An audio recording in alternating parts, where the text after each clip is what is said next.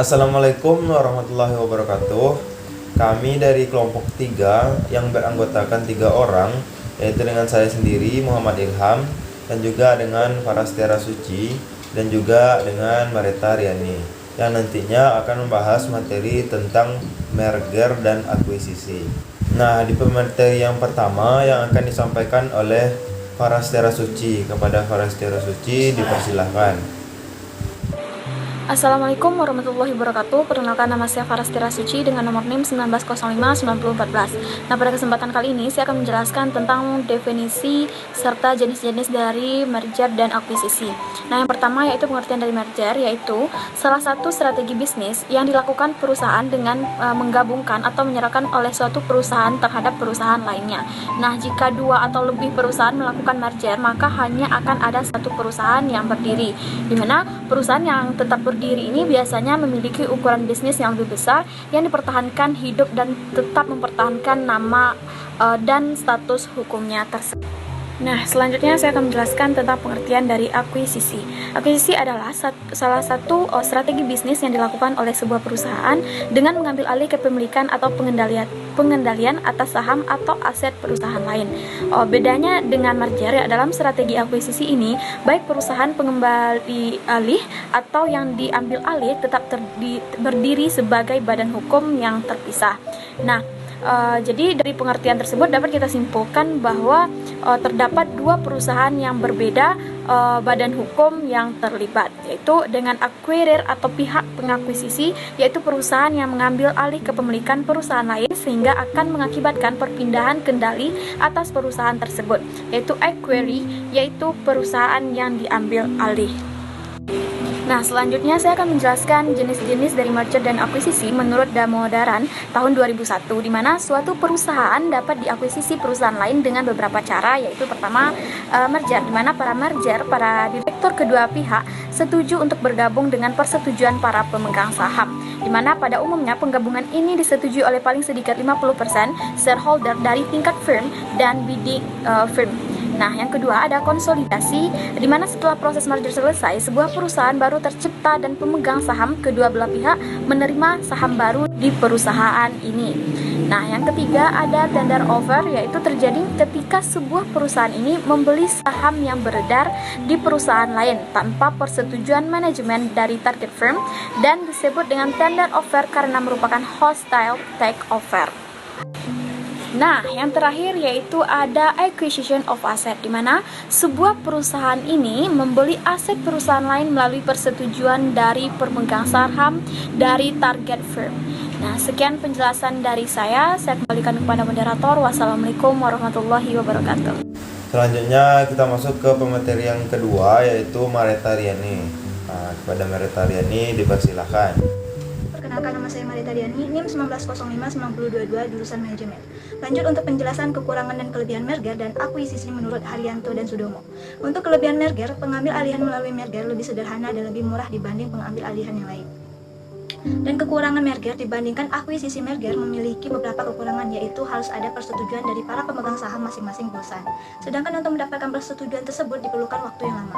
Dan masuk ke akuisisi, yang pertama kelebihannya, keuntungan akuisisi saham dan akuisisi aset adalah yang pertama, akuisisi saham tidak memerlukan rapat pemegang saham dan suara pemegang saham. Dan selanjutnya dalam akuisisi saham, perusahaan yang membeli dapat berurusan langsung dengan pemegang saham perusahaan yang dibeli dengan melakukan tender offer sehingga tidak diperlukan persetujuan manajemen perusahaan. Dan selanjutnya akuisisi saham dapat digunakan untuk mengambil alih perusahaan yang tidak bersahabat. Dan yang selanjutnya akuisisi aset memerlukan suara pemegang saham tetapi tidak memerlukan mayoritas suara pemegang saham seperti pada akuisisi saham, sehingga tidak ada halangan bagi pemegang saham minoritas jika mereka tidak menyetujui akuisisi. Dan untuk kekurangannya sendiri, kerugian akuisisi saham dan akuisisi aset adalah sebagai berikut. Yang pertama, jika cukup banyak pemegang saham minoritas yang tidak menyetujui pengambil alihan tersebut, maka akuisisi akan batal. Pada umumnya anggaran dasar perusahaan menentukan paling sedikit 2/3, sekitar 67% suara setuju pada akuisisi agar akuisisi terjadi. Dan selanjutnya apabila perusahaan mengambil alih seluruh saham yang dibeli, maka terjadi merger.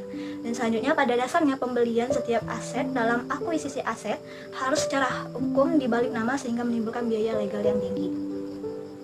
dan masuk ke tujuan atau alasan melakukan merger dan akuisisi.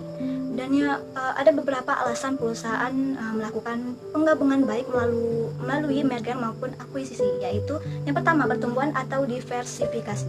Perusahaan yang menginginkan pertumbuhan yang cepat, baik ukuran pasar saham maupun diversifikasi usaha, dapat melakukan merger maupun akuisisi. Dan yang kedua, sinergi. Sinergi dapat tercapai ketika merger menghasilkan tingkat skala ekonomi. Dan yang ketiga, meningkatkan dana. Banyak perusahaan tidak dapat memperoleh dana untuk melakukan ekspansi internal, tetapi dapat memperoleh dana untuk melakukan ekspansi eksternal. Dan yang selanjutnya, menambah keterampilan manajemen atau teknologi. Dan selanjutnya, pertimbangan pajak. Perusahaan dapat membawa kerugian pajak sampai lebih 20 tahun ke depan atau sampai kerugian pajak dapat tertutupi. Yang selanjutnya, meningkatkan likuiditas pemilik. Dan kemudian melindungi diri dari pengambil alihan. Hal ini terjadi ketika perusahaan menjadi incaran pengambil alihan yang tidak bersahabat. Sekian dari penjelasan saya, dan jika ada kesalahan saya mohon maaf, dan saya akhiri. Wassalamualaikum warahmatullahi wabarakatuh. Selanjutnya itu materi yang ketiga yang akan saya sampaikan sendiri, yaitu tentang contoh-contoh merger dan akuisisi. Nah, contoh yang pertama dari merger yaitu adalah perusahaan bank syariah Mandiri atau disingkat dengan BSM dengan BRI Syariah dan juga BNI Syariah menjadi Bank Syariah Indonesia atau BSI. Nah, contoh lainnya dari merger ini yaitu pada tahun 2008 Lipo Bank merger dengan Bank CIMB Niaga. Dalam proses merger, Lipo Bank tidak beroperasi lagi, melebur menjadi dan satu menggunakan nama satu, yaitu Bank CIMB Niaga.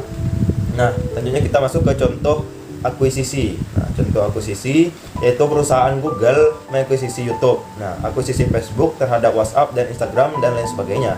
Dan contoh lain akuisisi adalah PT XL atau disingkat dengan XCL yang mengakuisisi PT Axis Telkom Indonesia tahun 2004. Keduanya tetap ada kepemilikan dan peroperasian, namun mayoritas PT Axis Telkom Indonesia adalah EXCL. Jadi yang mayoritasnya ada lagi yang dibuat namanya itu EXCL. Nah, contoh lainnya adalah Aqua diakuisisi dengan Danone. Nah, Pizza Hut diakuisisi dengan Coca-Cola dan lain sebagainya. Nah, materi tambahan mungkin tentang manfaat sebuah perusahaan melakukan merger dan akuisisi. Ada beberapa manfaat perusahaan. Yang pertama yaitu melakukan merger ini. Yang pertama, operation advantage, yaitu untuk menurunkan skala ekonomis dan beberapa rata-rata dalam produksi dan juga untuk meningkatkan volume produk. Yang kedua yaitu financial advantage, yaitu diperolehnya manfaat keuangan baik pasar modal maupun pasar uang karena meningkatkan ukuran sisi perusahaan.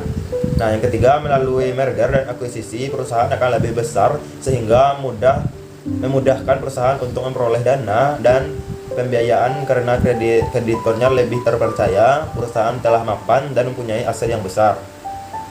Nah, selanjutnya yaitu mendapatkan pelanggan yang telah mapan tanpa harus merintis dari awal sehingga dapat mengurangi risiko kegagalan bisnis karena tidak harus mencari konsumen baru. Yang selanjutnya, untuk meningkatkan pertumbuhan usaha yang lebih cepat karena sistem operasional dan administratifnya yang sudah baik dan mapan.